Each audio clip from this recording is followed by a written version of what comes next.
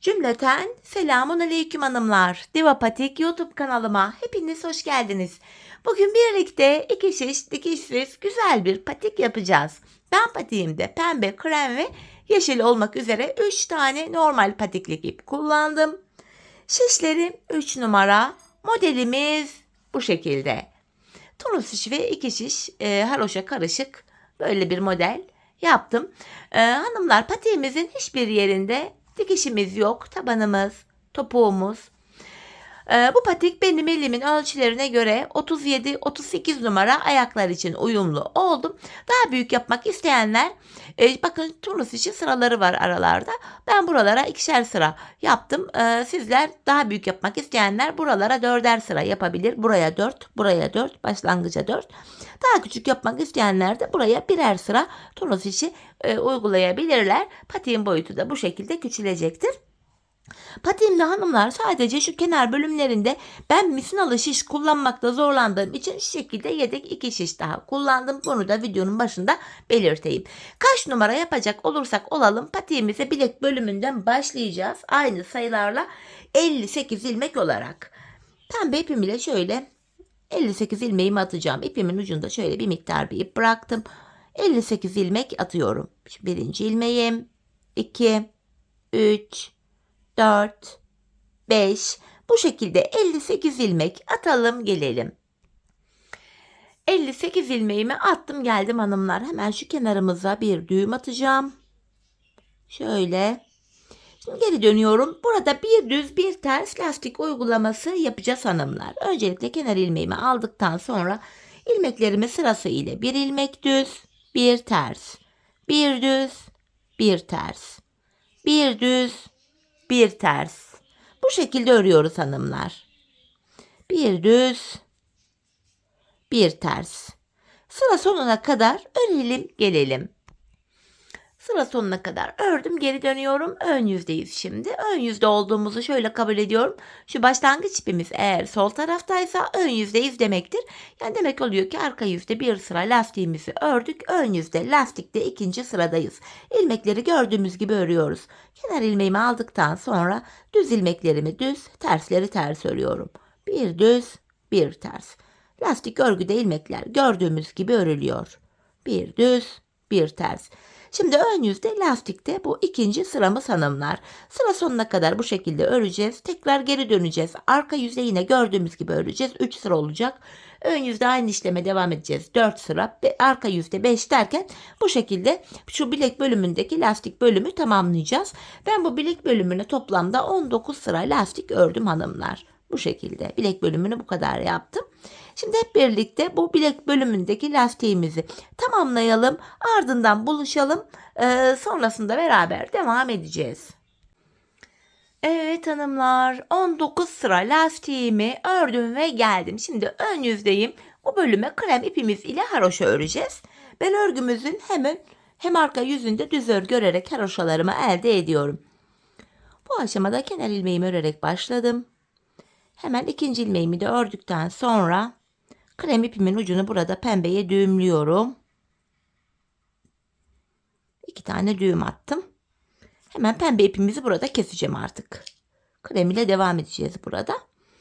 Şimdi ön yüzdeyiz. Ben hem ön hem arka yüzde düz örgü örerek haroşalarımı yapıyorum demiştim. Ön yüzde ilmeklerin tamamını bu şekilde düz öreceğim. Şu kesmiş olduğum iplerimin uçlarını da gizleyerek götürüyorum şöyle atlatarak. Bu şekilde sıra sonuna kadar ilmekleri düz örelim gelelim. Sıra sonuna kadar ördüm. Geri dönüyorum. Arka yüzdeyim. Yine kenar ilmeğimi aldıktan sonra ilmeklerimi tekrar düz öreceğim. Böylece bir diş haroşa oluşuyor hanımlar. Bu şekilde bakın burada bir diş haroşamız oluştu. Sıra sonuna kadar bu şekilde öreceğiz. Burada 3 diş haroşamız olana kadar devam edeceğiz hanımlar. Şimdi bu bölümde 3 diş haroşa krem ipimiz ile örelim gelelim. Evet hanımlar, buraya 3 diş haroşamı krem ipim ile ördüm geldim. Şimdi burada krem ipimizi şöyle düğüm atacak kadar keseceğim. Kenarda şöyle bıraktım. Şu kadar bırakalım sökülmesin. Şimdi ilmekleri ayıracağız hanımlar. Bu aşamada ilmekleri şöyle ayırıyoruz. Bu yanlara 19'ar ilmek ayıracağım. Orta turnus işi olan bölümde 20 ilmek olacak. Öncelikle bu kenardaki ilk 19 ilmeğimi örmeden sağ şişimi alıyorum. Yedek şiş kullanacağım dediğim yerler burası.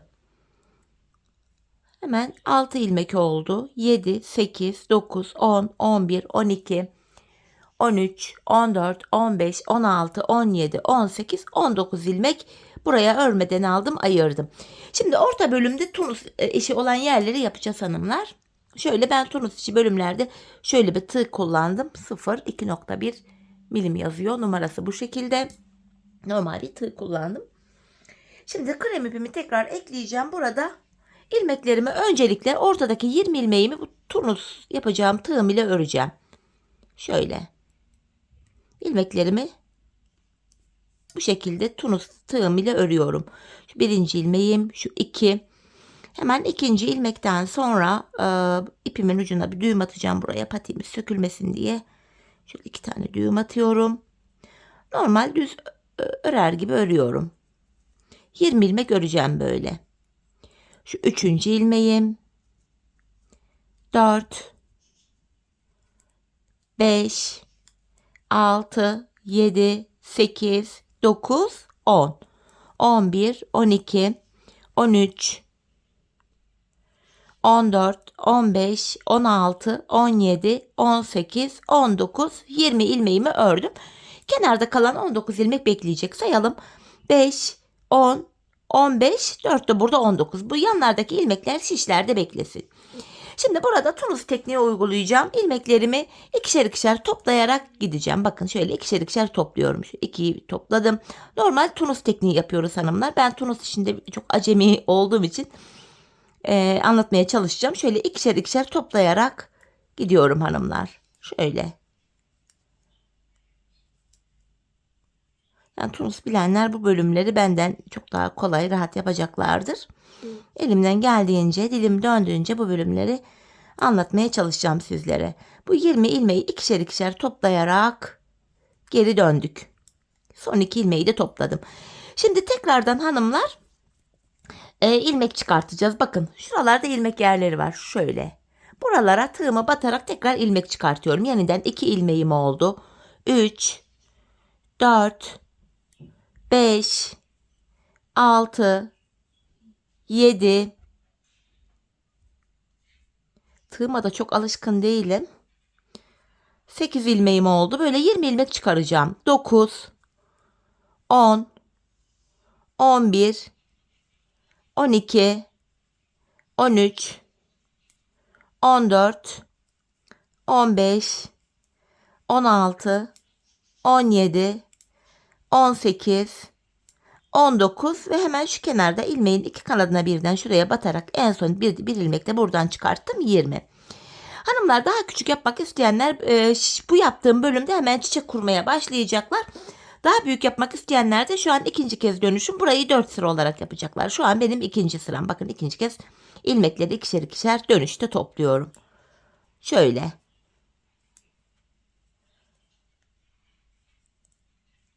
İkişer ikişer 20 ilmeğin tamamını topluyoruz hanımlar.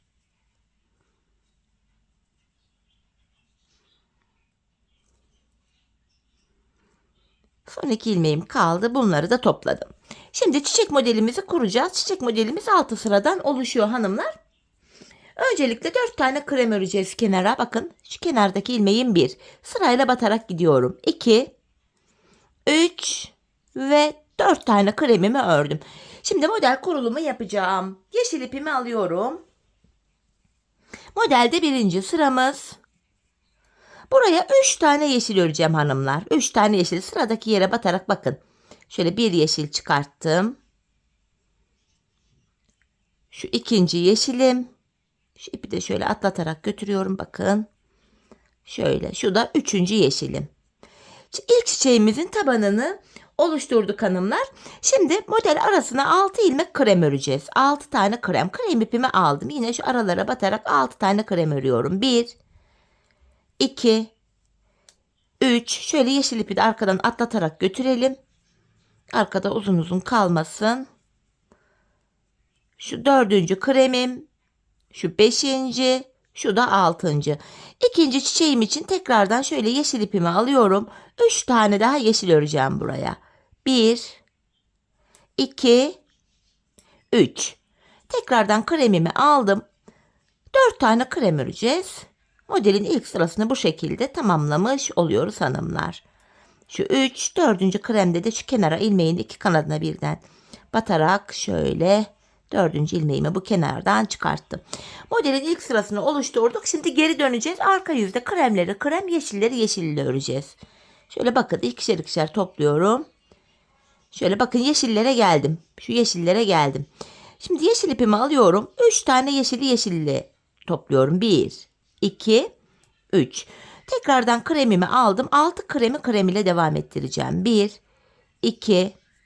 Şöyle yeşili de hanımlar şöyle atlatarak götüreyim. Şu 3. kremim. 4. Tekrardan yeşili atlatayım. Arkada ip görüntüsü oluşmasın. Şu 5. Tekrardan şu 6.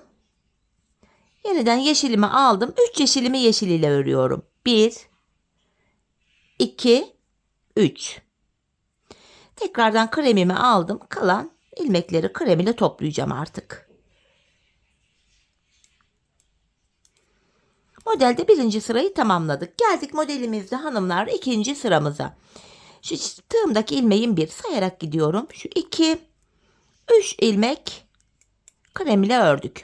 Sonra yeşilimi alıyorum. Modelde 2. sırayı yapıyoruz. 2 yeşil, 1 bakın altlara girerek yine ilmekler çıkarttım. 2 yeşil, ortaya bir tane krem, şöyle bir krem ve 2 tane yeşil. 1, 2. İlk çiçeğimizi yaptık. Bu defa çiçek arasına 4 tane krem öreceğim hanımlar. 4 tane krem. Şu 1. kremim, 2, 3, 4. İkinci çiçeğimi yapacağım. Şöyle yeşil ipimi tekrar alıyorum. 2 yeşil. Şöyle 1, 2. Ortaya bir tane krem. Ve tekrardan 2 tane yeşil. 1, 2. Kalan 3 ilmeğimizi krem ile öreceğiz. Şöyle kremimi aldım.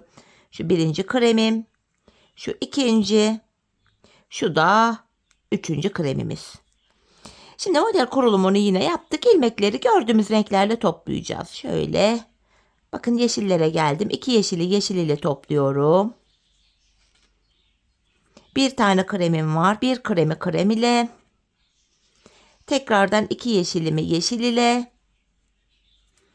Arada 4 tane kremim var. Kremleri krem, yeşilleri yeşil ile dönüşte böyle ikişer ikişer topluyoruz. Bir sıra ilmek çıkartırken bir diğer sırada ilmeklerimizi topluyoruz hanımlar. Tekrardan kremimi aldım. Ortada bir kremim var. Tekrar yeşilimi aldım. 2 yeşil ve kalan ilmeklerimi krem ipim ile topluyorum. Bu şekilde. Modelin 2. sırasını tamamladık. Geldik modelimizin 3. sırasına. Yaprağımızda son sıramız oluyor. Bu sıramızda hemen kenarda bir ilmeğim var. Önden bir ilmek çıkarttım. 2 oldu. Şimdi yeşilimi alıyorum. Şöyle. 2 yeşil. 1, 2. Araya 3 tane krem öreceğim hanımlar. 3 tane krem. Şu 1. kremim. 2 ve 3. Tekrardan 2 tane yeşil örüyorum. Aldım yeşilimi. 1 ve 2.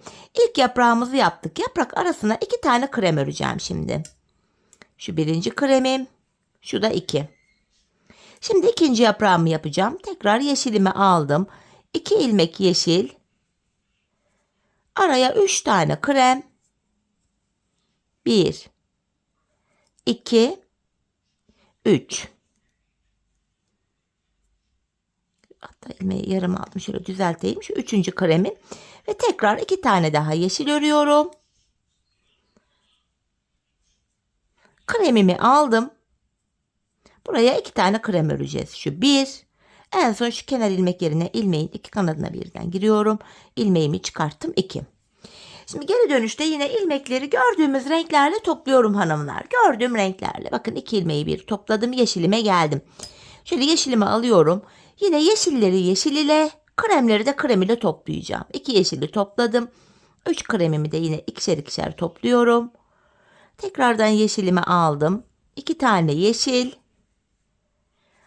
2 tane kremimi krem ile toplayacağım.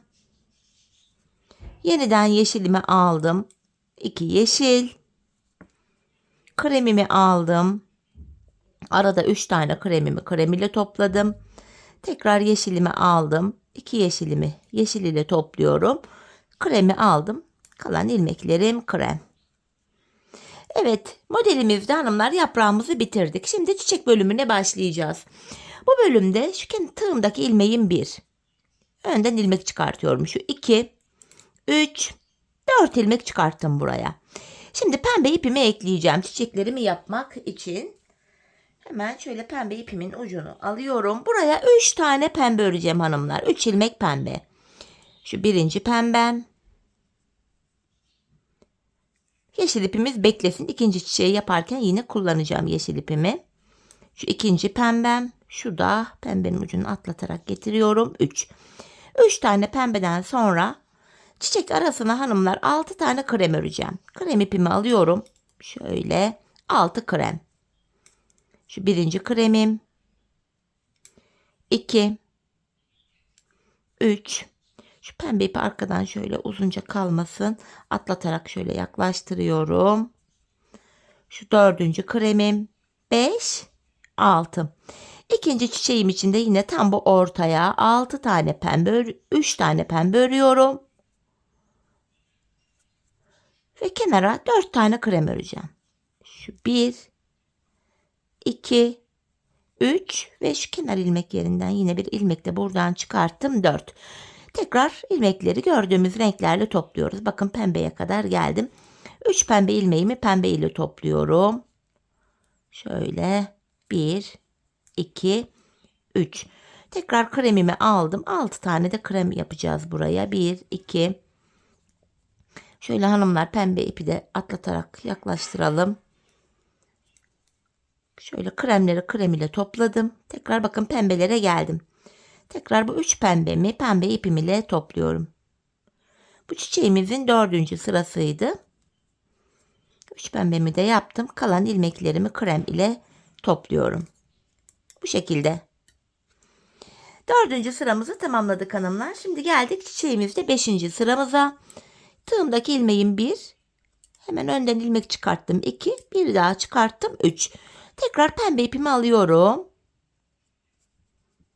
Şöyle 2 pembe. Önüne bir tane krem. Şöyle kremimi aldım. Tam ortaya bir krem. Tekrardan pembemi aldım. 2 tane pembe. İlk çiçeğimizi yaptık hanımlar. Şimdi çiçek arasına 4 tane krem yapacağım. 4 ilmek krem. Şu 1. Şu birinci kremim. 2. 3. 4. Tekrardan pembemi aldım. İkinci çiçeğimi yapıyorum. 2 pembe. 1. 2. Ortaya bir krem.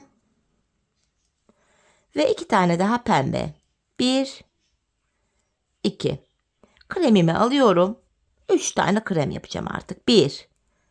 2 ve kenar ilmek yerine ilmeğin 2 kanadına birden battım. 3. Şimdi geri dönüşte yine ilmekleri gördüğüm renklerle topluyorum. İkişer ikişer. Bakın kremleri krem ile topluyorum. Bakın pembeye geldik. Pembemi alıyorum. 2 pembeyi pembe ile topladım. Ortadaki bir kremim krem ile. Tekrar 2 pembe ilmeğimi pembe ile topluyorum şöyle. Yeniden 4 tane krem ile.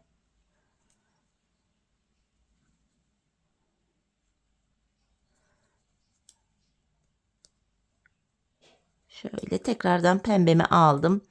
2 pembe. Ortaya tekrar bir tane krem. Tekrar 2 pembe.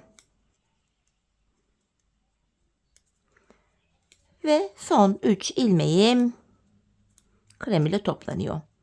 Modelimizde hanımlar artık sonuncu sıramıza da geldim.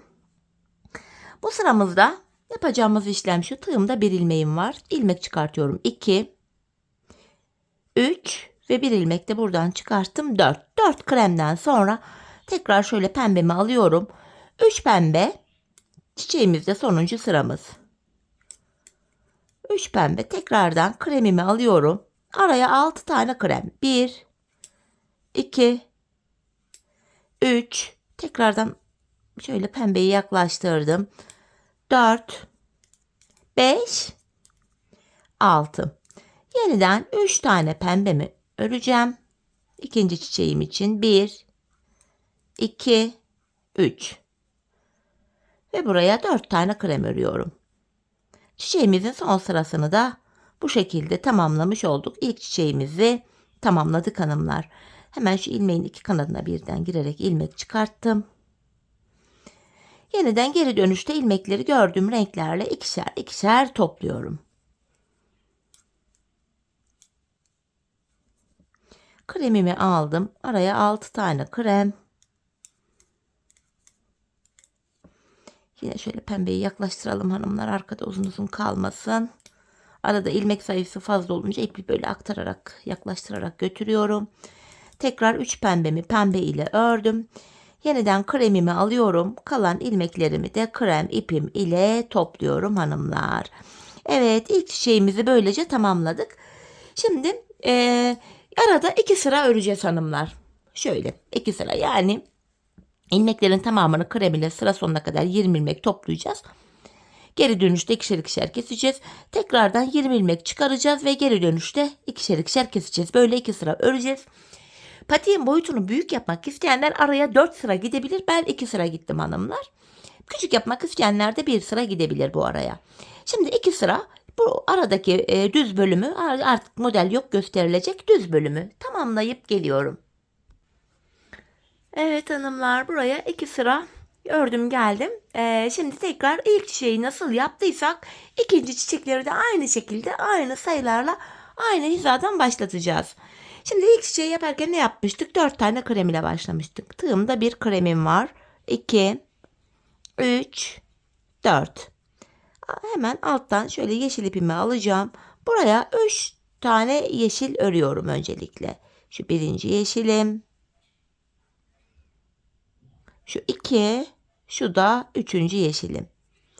Çiçek aralarına 6 tane kremimiz vardı. İlk modeli nasıl yaptıysam ikinciyi de aynı şekilde kuruyorum hanımlar. Kafanız karışmasın diye yine bu ilk sırayı sizlere göstermeye çalışacağım. Bakın yine yeşili arkadan atlattım. Şu 4. kremim. 5, 6. Tekrardan yeşilimi alıyorum. Buraya 3 tane daha yeşil yapacağım ikinci çiçeğim için. 1, 2, 3. Yeniden kremimi alıyorum. Kalan ilmeklerimi krem ipim ile öreceğim. Yani haroşa örer gibi oldum. Tunus tekniğiyle ilmek çıkartacağım yani. 4 tane ilmek, en son şu kenarda ilmeğin iki kanadına birden girerek 4. ilmeğimi de buradan şöyle çıkartıyorum.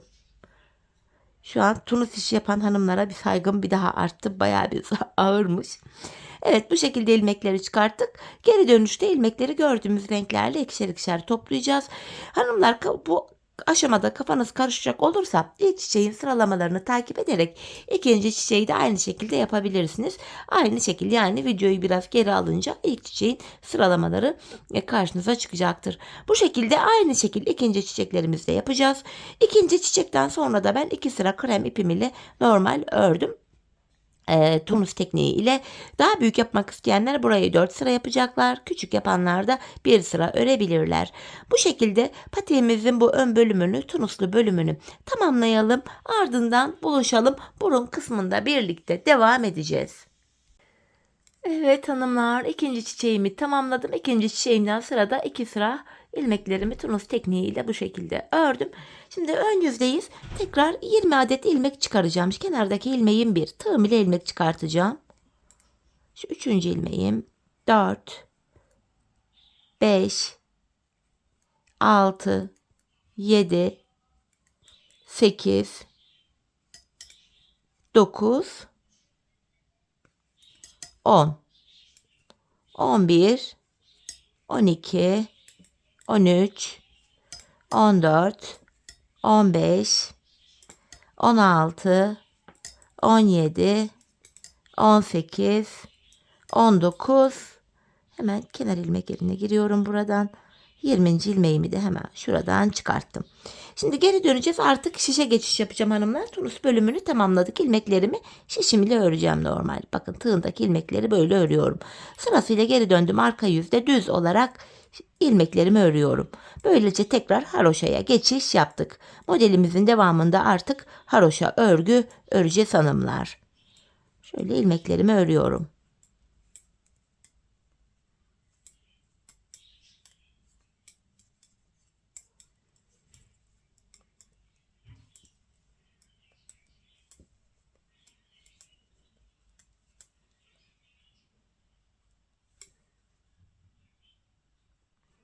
Sonuncuyu da ördüm. Artık tığımızı bırakacağım. Şişim ile devam edeceğim hanımlar. 20 ilmek ile bakın. Bir diş haroşa öreceğiz buraya. Şu anda ön yüzdeyiz. İlmeklerin tamamını ön yüzde sıra sonuna kadar örelim. Arka yüzde tekrar düz örelim. Ön yüzde buluşalım hanımlar. Evet, bir diş haroşamı ördüm. Artık kesimler yapacağız. Şöyle kenar ilmeğimi aldıktan sonra öndeki iki ilmeğimi keserek örüyorum hanımlar. İkisini bir ördüm. Şimdi son 3 ilmeğim kalana kadar öreceğim. Sol kenardan da kesimimi yapacağım. Burun kesimlerine bu şekilde başlamış olduk. Son 3 ilmeğim kalana kadar örüyorum. Tekrar burada da öndeki iki ilmeğimi kestim ve kenar ilmeğimi örüyorum. Şişimizde 18 ilmek kaldı. Geri dönüyorum. Arka yüzde kesme işlemi yapmıyoruz hanımlar. İlmeklerimizi normal haroşa örüyoruz. Kesme işlemi sadece patiğimizin ön yüzünde yapılıyor. Evet, sonuncu ilmeğimi de ördüm. Tekrar geri dönüyorum. Kesime devam edeceğim. Kenar ilmeğimi aldıktan sonra yine öndeki iki ilmeğimi keserek ördüm. Son 3 ilmeğim kalana kadar örüyorum. Son 3 ilmek. Sol kenardan da kesimimi yapacağım. Bakın son 3 ilmeğim. Öndeki 2'yi kesiyorum ve kenar ilmeğimi ördüm. Şimdi de 16 ilmek kaldı. Şimdi arka yüzde 16 ilmeğimizi haroşa örelim gelelim. Evet, ilmeklerimi ördüm. Geri dönüyorum. Ön yüzdeyiz. Tekrar kesim yapacağız. Kenar ilmeğimi aldım. Öndeki 2 ilmeğimi kesiyorum. Şimdi son 3 ilmeğim kalana kadar öreceğim hanımlar.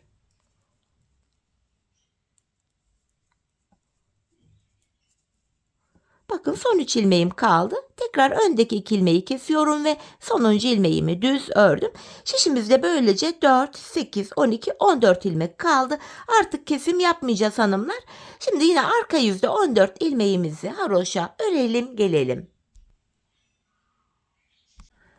Arka yüzde ilmeklerimi ördüm. Şimdi ön yüzdeyiz hanımlar. İpimi burada keseceğim. Patiğimizin kenar bölümlerine başlayacağız artık. Şöyle düğüm atacak kadar bir kesiyorum. Hemen şu kenarda ipimizi kesmiştik. Buraya tekrar düğüm atacağız demiştik. Hemen bu ipimin ucuna krem ipimi tekrar bağlıyorum. Patiğimizin kenar bölümlerini yapacağız hanımlar. Öncelikle şu kenarda 19 ilmeğim vardı. Bu 19 ilmeğimi normal öreceğim. Haroşa yapacağız hanımlar burada. Artık haroşaya devam ediyoruz. Şöyle ilmeklerimi örüyorum. Bu şekilde.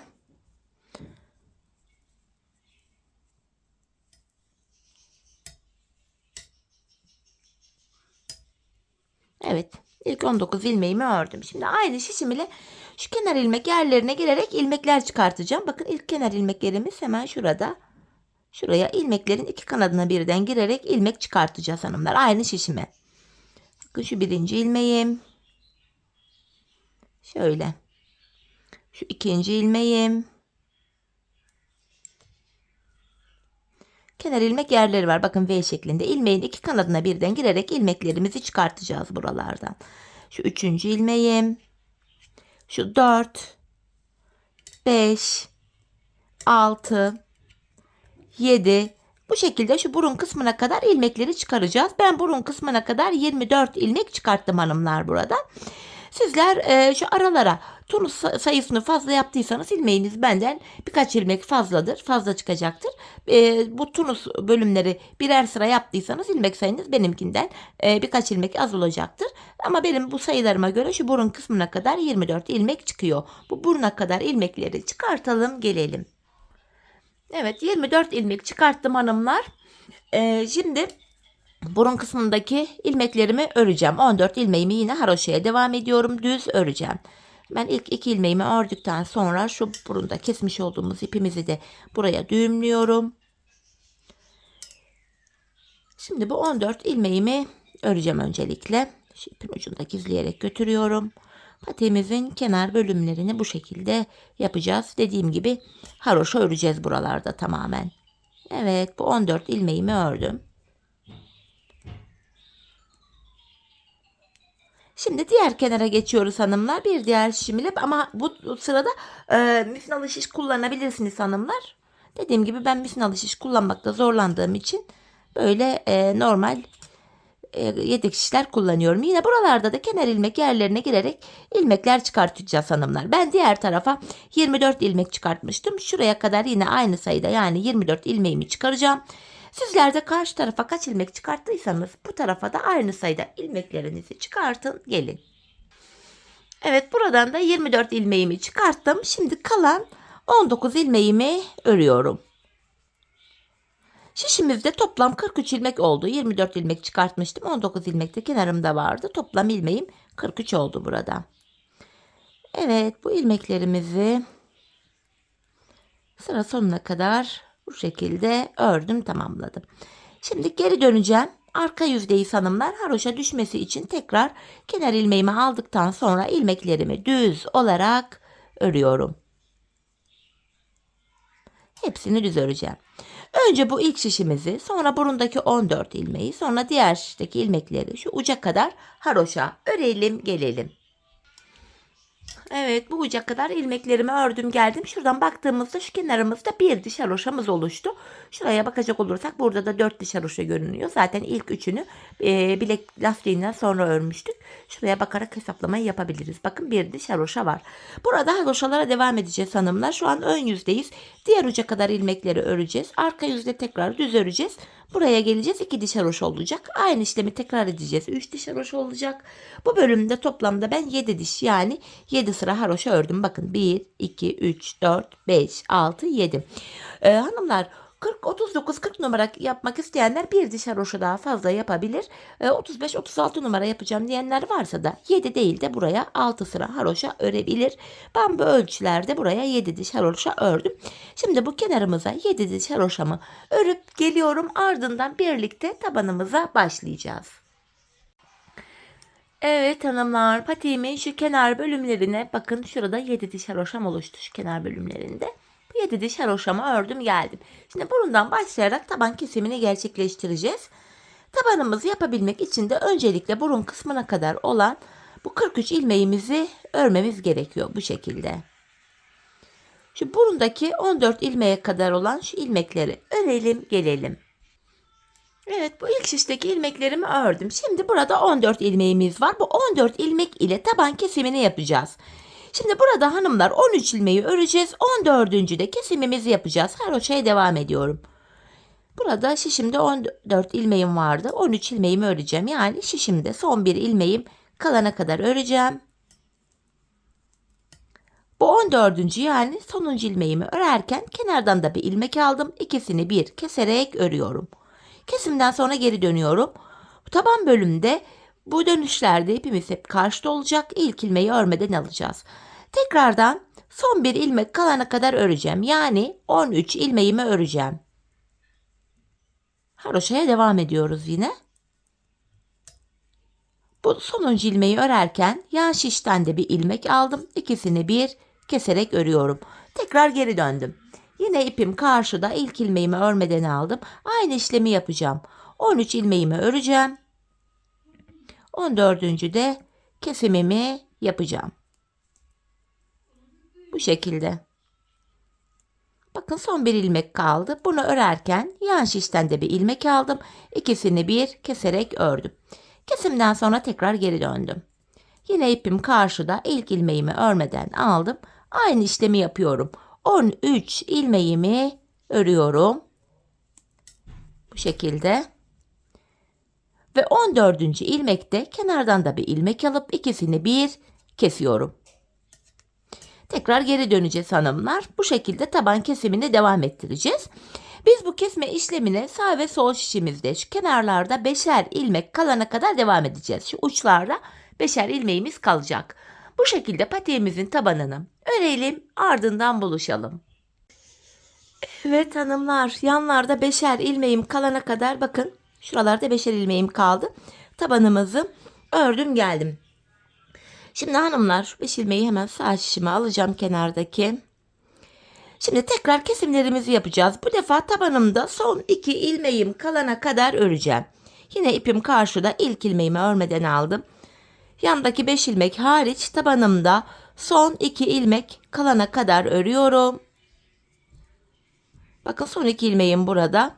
Bu 2 ilmeği ve hemen soldaki 1 ilmeği aldım. Üçünü bir kesiyorum. Şu kenarımızda 4 ilmek kaldı. Kesimden sonra geri döndüm. Tekrardan tabanımda son 2 ilmek kalana kadar öreceğim. İp karşıda, ilk ilmeğimi örmeden aldım. İlmeklerimi örüyorum. Bakın son 2 ilmeğim kaldı. Bu 2 ilmek ile kenardan da 1 ilmek aldım. Üçünü bir kestim. Tekrar geri döndüm. Yine tabanımda son 2 ilmek kalana kadar ilmeklerimi örüyorum.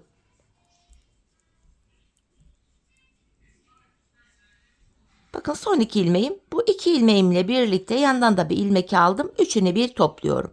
Kenarda 3 kaldı. Tekrar geri döndüm. Yine tabanda son 2 ilmek kalana kadar örüyorum.